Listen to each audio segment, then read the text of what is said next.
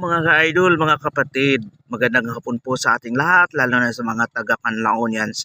Sa pagkakaalam natin, kaninang umaga po mga around 9 a.m., yung nag-alarm yung ating LDRRMO kasi sa aktibong pinakita ng ating bulkan na bumabaga po siya ng usok. Mula umaga hanggang ngayon po ay nagpapakita ng active activity yung bulkan natin. Hanggang sa ngayon po ay 5:15 na po. Ito po makikita natin na makapal po yung binubuga na usok ng ating Bulkan Canlaon. Yun po. Kaninang umaga bumubuga din siya yung mga around 9 a.m. Kaya nagbigay ng alarma yung ating LDRRMO sa mga aktibidad na pinakita ng ating Bulkan Canlaon. At sa ngayon po ay bumubuga pa din po siya, kaya kailangan lang natin ang doble ingat lang po tayo mga Canlaonians, mga kapatid, mga ka-idol. Pagmanmanan lang po natin yung mga activity na ginagawa ng ating Bulkan Canlaon sa ngayon po.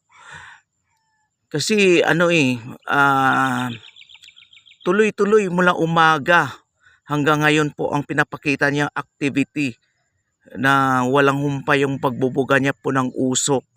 Sana po ito ay lang, yung pinalabas niya lang po yung nakatakip sa bunganga niya, kaya medyo pumapersa sa nailabas po. Pero wag lang tayong magkumpiyansa kasi nung pumutok yung last December 9 yun December 9 din siya pumutok nung una, kaya kailangan lang natin pagmanmanan at kailangan lang natin magdobli ingat po mga Canlaonian. At lagi po tayong manalangin na sana po wag naman po, kasi kung baga anniversary niya ngayon yung December 9, at yung nakalipas din na kahit nasa evacuation po tayo ay bumubuga pa rin siya. Nagpapakita po siya ng activity niya po. Yan po ang ating masasabi sa ngayon po na ngayong hapon. Na lang po tayo, magsubaybay, magpagmanmanan lang po natin at laging mag-ingat at laging manalangin na sana ilayo tayo sa mga kapamakan kasi mag-New Year na. Kaya kailangan maging maayos sana yung New Year natin at wala na po tanang mga sakuna na mangyayari ngayon. Kasi po makikita po natin na makapal at kulay gray po yung niya, binubuga niya.